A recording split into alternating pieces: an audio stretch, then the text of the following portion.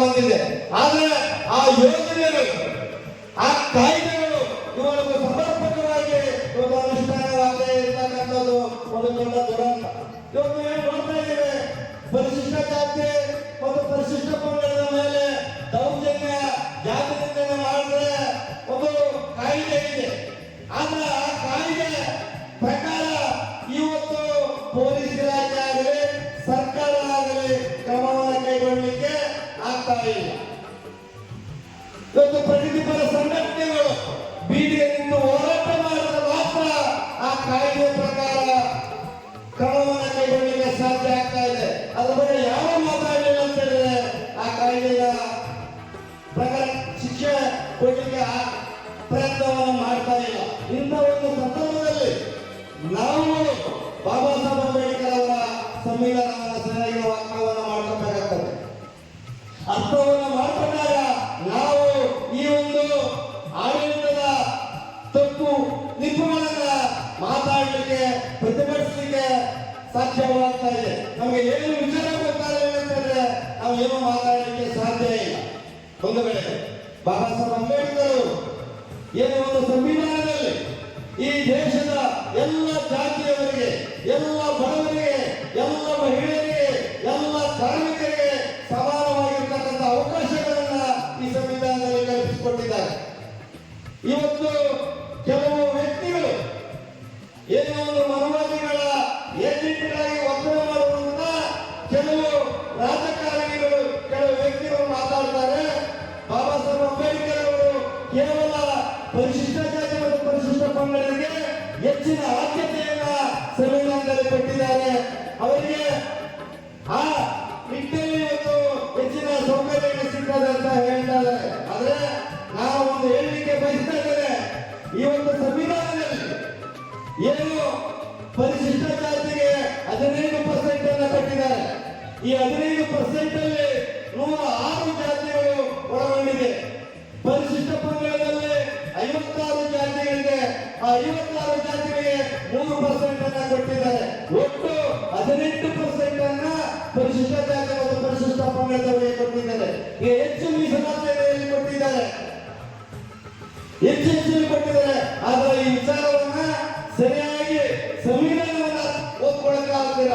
ಬಾಬಾ ಸಾಹೇಬ್ ಅಂಬೇಡ್ಕರ್ ಸಾಹೇಬರ ಹೋರಾಟಗಳನ್ನ ಸರಿಯಾಗಿ ಅರ್ಥ ಮಾಡಿಕೊಳ್ಳದೆ ಕೆಲವು ವ್ಯಕ್ತಿಗಳು ಈ ರೀತಿಯಾಗಿ ತಪ್ಪು ಗ್ರಹಿಕೆಗಳನ್ನ ಇಟ್ಕೊಂಡು ಮಾತಾಡೋದನ್ನ ಈ ಸಮಾಜದ ಒಳಗೆ ನಾವು ನೋಡ್ತಾ ಇದ್ದೇವೆ.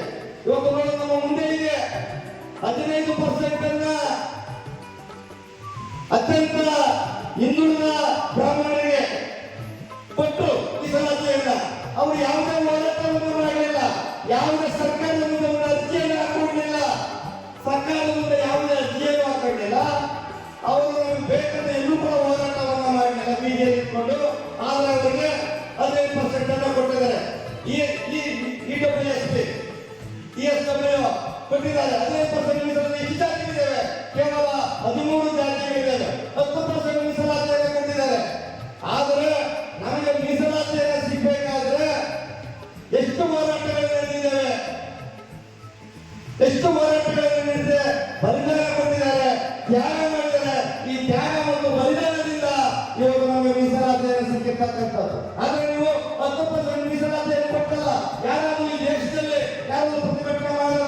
ಕೇವಲ ಒಂದೇ ಒಂದು ತಿಂಗಳಲ್ಲಿ ರಾಷ್ಟ್ರಪತಿಗಳ ಅಂಕಿತ ಆಯಿತು. 1% ಮೀಸಲಾತಿಗೆ ಯಾರು ಪ್ರತಿಭಟನೆ ಮಾಡಲಿಲ್ಲ, ಯಾರು ಅದರ ಬಗ್ಗೆ ಮಾತಾಡಲಿಲ್ಲ. ಇವತ್ತು 10% ಮೀಸಲಾತಿಯನ್ನು ಕೊಟ್ಟಿದ್ದಾರೆ. ಆದರೆ ಅದರಲ್ಲಿರ್ತಕ್ಕಂಥ 13 ಜಾತಿಗಳು. ಆದರೆ ನಮ್ಮಲ್ಲಿ 106 ಜಾತಿಗಳಿವೆ. 15%ಗೆ 106 ಜಾತಿಗಳಿವೆ. ಅದನ್ನ ವಿಂಗಡಣೆ ಮಾಡಿದ್ರೆ ಎಷ್ಟು ನಮಗೆ ಮೀಸಲಾತಿ ಸಿಗ್ತದೆ ಅಂತಕ್ಕಂಥದ್ದನ್ನ ನಾವುಗಳು ಆಲೋಚನೆಯನ್ನ ಮಾಡಬೇಕಾದ್ರೆ ಈ ರೀತಿಯಾಗಿರ್ತಕ್ಕಂಥ ಮನಸ್ಥಿತಿ ಇರ್ತಕ್ಕಂಥ ಸರ್ಕಾರಗಳು ನಮ್ಮನ್ನು ಆಳ್ವಿಕೆ ಮಾಡ್ತಾ ಇದ್ದಾರೆ. ಅದನ್ನ ಬಂದ್ರೆ ನಾವುಗಳು ಬಾಬಾ ಸಾಹೇಬ್ ಅಂಬೇಡ್ಕರ್ ಹೋರಾಟಗಳು 1920ರಿಂದ 1956ವರೆಗೂ ಸಾಕಷ್ಟು ಹೋರಾಟಗಳನ್ನು ಬಾಬಾ ಸಾಹೇಬ್ ಅಂಬೇಡ್ಕರ್ ಅವರು ಮಾಡಿದ್ದಾರೆ. ಇವತ್ತು ನಾವು ದೇವಸ್ಥಾನ ಹೋಗಬೇಕಾದ್ರೆ, ದೇವಸ್ಥಾನ ಪೂಜೆ ಮಾಡಬೇಕಾದ್ರೆ, ಒಂದು ಹಬ್ಬ ಹರಿದಿನಗಳನ್ನ ಮಾಡಬೇಕಾದ್ರೆ ಅದು ಬಾಬಾ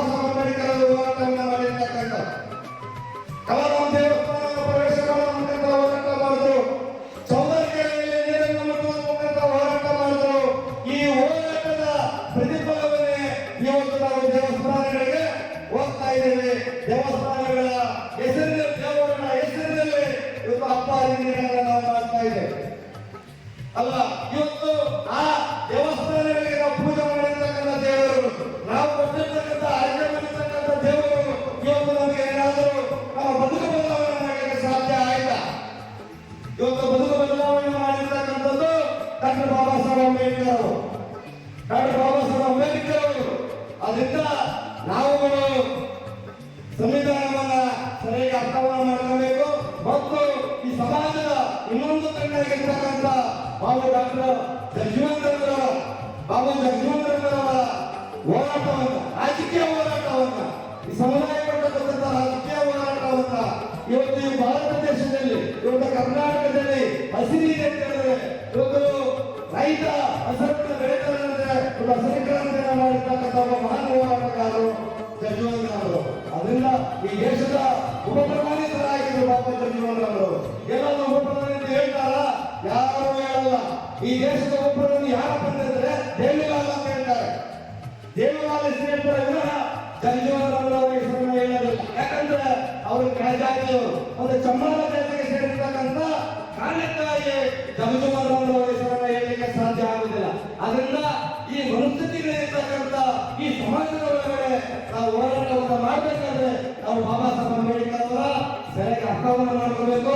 ಅವರ ಹೋರಾಟಗಳನ್ನು ಸರಿಯಾಗಿ ಅರ್ಥ ಮಾಡುವ ಮುಖಾಂತರ ಸಮಾಜಕ್ಕಾಗಿ ನಾವು ಹೋರಾಟವನ್ನು ಮಾಡಬೇಕಾಗ್ತದೆ. ಅದರಿಂದ ಒಂದು ವೇಳೆ ಈ ಒಂದು ಮುಂದಿನ ದಿನಗಳಲ್ಲಿ ನಮ್ಮ ಹೋರಾಟಗಳು ಈ ಒಂದು ಸಂವಿಧಾನದ ಉಳಿವಿಗಾಗಿ ಹೋರಾಟವನ್ನು ಮಾಡಬೇಕು, ಪ್ರಜಾಪ್ರಭುತ್ವದ ಉಳಿವಿಗಾಗಿ ಹೋರಾಟವನ್ನು ಮಾಡಬೇಕು ಅಂತ ಪರಿಸ್ಥಿತಿ ಇವತ್ತು ನಿರ್ಮಾಣ ಆಗಿದೆ. ಇಲ್ಲಿ ಬಂದಿರ್ತಕ್ಕಂಥ ನನ್ನ ಯುವಕರು, ನನ್ನ ಹೋರಾಟಗಾರರು, ನನ್ನ ಸಹೋದರಿಯರು ಇವತ್ತು ಹೋರಾಟದ ರೂಪರೇಷೆಗಳನ್ನ ತಿಳ್ಕೊಳ್ಳುವ ಮುಖಾಂತರ ಈ ಸಮಾಜದ ಒಳಿತಿಗಾಗಿ ನಾವೆಲ್ಲ ಹೋರಾಡಬೇಕಂತ ಹೇಳ್ತಾ ನನಗೆ ಅವಕಾಶ ಕೊಟ್ಟಂತ ನಮ್ಮೆಲ್ಲರಿಗೂ ವಂದಿಸಿ ವೇದಿಕೆ ಮೇಲೆ ಆಶೀರ್ವಾದವಾಗಿರ್ತಕ್ಕಂಥ ಪೂಜ್ಯರಾಗಿರ್ತಕ್ಕಂಥ ಸ್ವಾಮೀಜಿಯವರ ಪಾದಗಳಿಗೆ ನಾನು ವಂದಿಸ್ತಾ ನನ್ನ ಮಾತುಗಳಿಗೆ ವಿರಾಮವನ್ನು ಹೇಳ್ತಾ ಇದ್ದೇನೆ. ಜೈ ಭೀಮ್, ಜೈ ಭೀಮ್.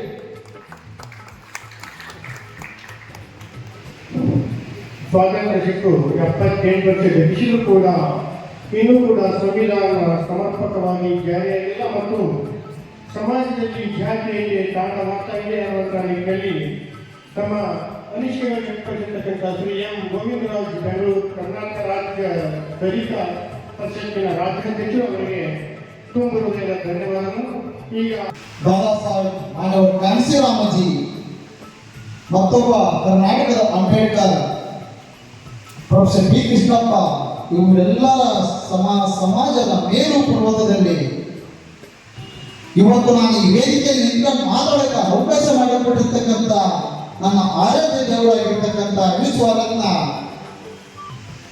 ಭಾರತ ರತ್ನ, ವಿಶ್ವಜ್ಞಾನಿ, ಮಹಾಮಾನವತವಾದಿ, ಸಂವಿಧಾನ ಶಿಲ್ಪಿ ಡಾಕ್ಟರ್ ಬಾಬಾ ಸಾಹೇಬ್ ಅಂಬೇಡ್ಕರ್ ಅವರ ಪಾದಗಳಿಗೆ ನಾನು ನಮಸ್ಕರಿಸಿ ಸ್ಮರಿಸಿ ವೇದಿಕೆ ಮೇಲೆ ಆಸೀನರಾಗಿರ್ತಕ್ಕಂಥ ಪರಮ ಪೂಜ್ಯ